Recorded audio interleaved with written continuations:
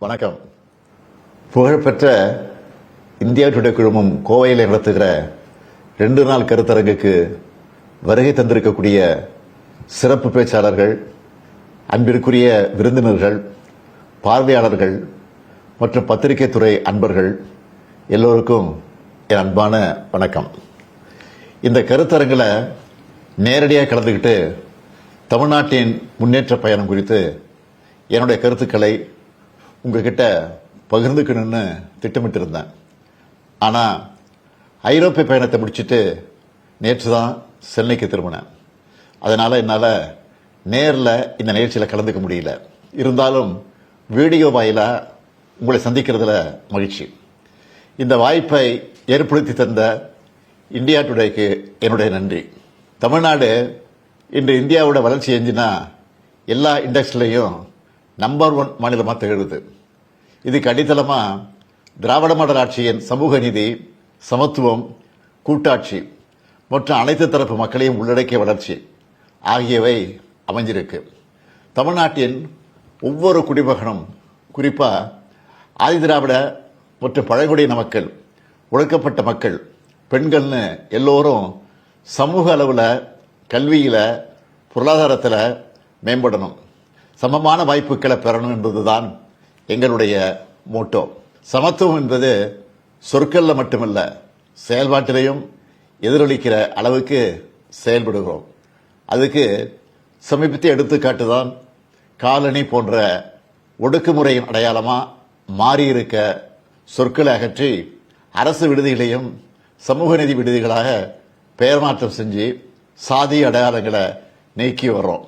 இதெல்லாம் சமத்துவத்துக்கு எதிரானவர்களுக்கு அலர்ஜியை கொடுத்திருக்கு. தமிழ்நாட்டோட வளர்ச்சியை பொறுத்துக்க முடியாதவங்க இந்த வளர்ச்சிக்கு காரணமாக இருக்கும் திராவிட மாடல் மேல அவதூறுகளை பரப்புறாங்க. அவங்களையெல்லாம் புறந்தள்ளி எங்களுடைய பயணத்தை தொடர்ந்துட்டு இருக்கோம். அடுத்தபடியா கூட்டாட்சி முறை வலுப்பெறணும், மாநில உரிமை காக்கப்படணும், தொடர்ந்து போராடிக்கிட்டு இருக்கிறோம். நேற்று கூட உங்க நிகழ்ச்சியில மாண்புமிகு நிதியமைச்சர் திரு தங்கம் தென்னரசு அவர்கள் நிதி விவகாரங்களில் ஒன்றிய பாஜக அரசு கடைபிடிச்சு வர்ற மாற்றாந்தாய் மனப்பான்மையை குறிப்பிட்டு கூட்டுறவு கூட்டாட்சியின் முக்கியத்துவத்தை வலியுறுத்தி பேசினார். நாங்கள் ஏன் தொடர்ந்து கூட்டாட்சிக்காக பேசுறோம்னா, வளமான இந்தியா, வலிமையான இந்தியாவும் உருவாக வேண்டும் என்றால் மாநிலங்கள் வலிமையாக இருக்கணும். மாநிலங்கள் தன்னுடைய வளர்ச்சி பாதையை தாங்களே வகுக்கணும். குறிப்பாக கல்வி மற்றும் மருத்துவம் மாநிலங்களோட கையில் இருக்கணும். இந்தியா என்பது ஒரு துணைக்கண்டம். அதனால நாடு முழுமைக்கும் ஒரே கல்விக் கொள்கை சரியானதாக இருக்காது. இருமொழி கொள்கையை உறுதியாக பின்பற்றி வர்ற நாங்கள் தேசிய கல்விக் கொள்கையை வலியுறுத்துகிற மும்மொழி கொள்கையை ஒரு நாளும் ஏற்றுக்க மாட்டோம். அதுக்காக நியாயமா எங்களுக்கு வர வேண்டிய கல்வி நிதியை ஒன்றிய பாஜக அரசு தரம் இருக்கிறாங்க. மற்ற நிதி ஒதுக்கீட்டிலையும் தமிழ்நாட்டுக்கு ஓரவஞ்சனை காட்டுறாங்க. தமிழ்நாடு அரசு தன்னுடைய உரிமைகள் ஒவ்வொன்றையும் தொடர்ந்து சட்ட போராட்டங்கள் மூலமாக தான் நிலைநாட்டி வர்றோம். நியமன ஆளுநரின் முட்டுக்கட்டைகள், ஒன்றிய அரசின் தடைக்கற்கள் பல வரலாம். ஆனாலும் தமிழ்நாடு போராடும், தமிழ்நாடு வெல்லும். எத்தனையோ இடர்கள், எத்தனையோ தடைக்கற்கள், எத்தனையோ சூழ்ச்சி அரசியல்கள், ஆனால் எதாலையும் திராவிட மாடல் அடிப்படையிலான தமிழ்நாட்டோட வளர்ச்சியை தடுக்க முடியல. அதனால தான் இந்தியாவிலேயே இரட்டை இலக்க பொருளாதார வளர்ச்சியை எட்டி காட்டின ஒரே மாநிலமா திராவிட மாடல் தமிழ்நாட்டை உயர்த்தி இருக்கு. எங்களுக்கு ஒரு இலக்கு இருக்கு. 2030ஆம் ஆண்டுக்குள்ள தமிழ்நாட்டை $1 டிரில்லியன் பொருளாதாரமாக மாற்றணும். இந்த இலக்கை நோக்கி வேகமாக ஓடிக்கிட்டு இருக்கோம். நிச்சயமா சொல்றேன், திராவிட மாடல் 2.0ல அதையும் அச்சீவ் பண்ணி காட்டுவோம். எங்களுடைய ரோட் மேப் தெளிவாக இருக்கு. அதனால தான் தொழில் வளர்ச்சியில முன்னே எப்போதும் இல்லாத அளவுக்கு தமிழ்நாட்டை நோக்கி முதலீடுகள் வருது. இன்னைக்கு நீங்க கூடியிருக்கக்கூடிய கோயம்புத்தூர் தென்னிந்தியாவின் மான்செஸ்டரா இந்த வளர்ச்சியோட முக்கிய மைல்களில் ஒன்னா விளங்குது. தொலைநோக்கு பார்வையோட தமிழ்நாட்டுக்கான எதிர்காலத்தை வலிமையா கட்டமைக்கணும்னு மாணவர்கள் மற்ற இளைஞர்களுக்காக பல முன்னோடி திட்டங்களை செயல்படுத்திட்டு வரோம். முதலமைச்சரின் காலை உணவு திட்டத்தில் 20 லட்சத்திற்கும் மேற்பட்ட குழந்தைகளுக்கு ஊட்டச்சத்து மிகுந்த உணவு வழங்குகிறோம்.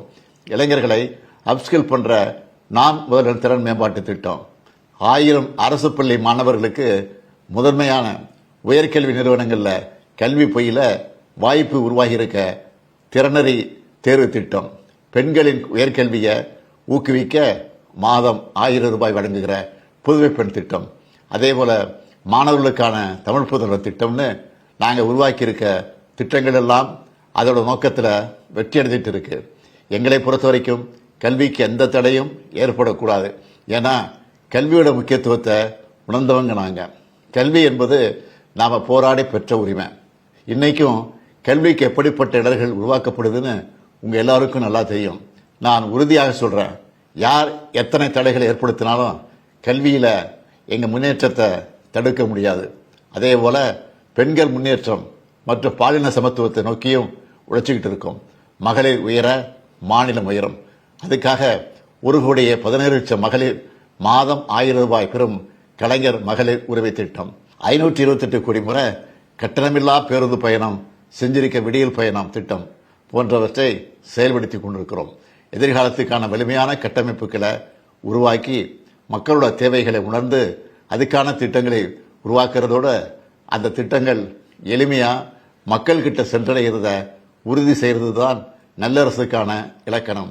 அந்த வகையில் உங்களுடன் ஸ்டாலின் திட்டம் மூலம் 10,000 சிறப்பு முகாம்கள் நடத்த திட்டமிடப்பட்டு இதுவரை 5,691 முகாம்கள் நடத்தி முடிக்கப்பட்டிருக்கு. இதுல 46 அரசு துறை சேவைகளை வழங்குகிறோம். மாற்றுத்திறனாளிகளுக்கு உள்ளாட்சி அமைப்புகளில் இடஒதுக்கீடு கொடுத்து அவங்க குரல் ஒலிக்கிறத உறுதி செஞ்சிருக்கிறோம். இப்படி மக்களுக்கான தேவைகள் என்னன்னு பார்த்து பார்த்து செய்யறதால்தான் பலரும் நம்ம திராவிட மாடல் அரசை இந்தியாவுக்கான வழிகாட்டியாக சொல்றாங்க.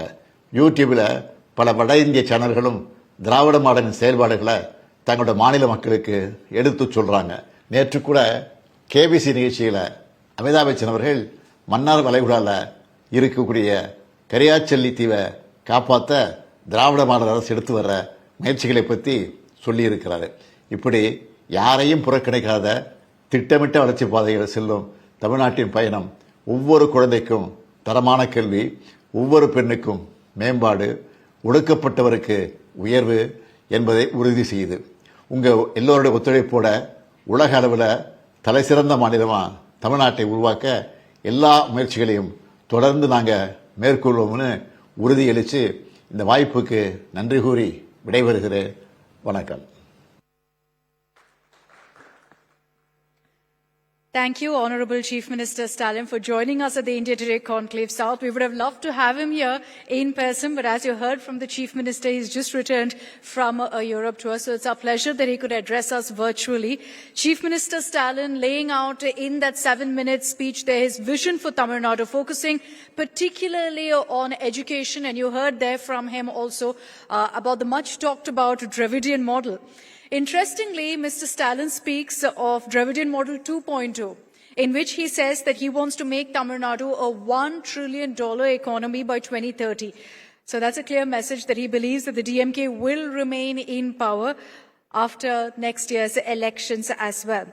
Mr. Stalin has also thrown light on some of his successful schemes to help Gen Next youth as well as young girls and women. He's spoken of his morning meal scheme, which of course several other states have also spoken of, other chief ministers have spoken of, about skill development schemes and much more.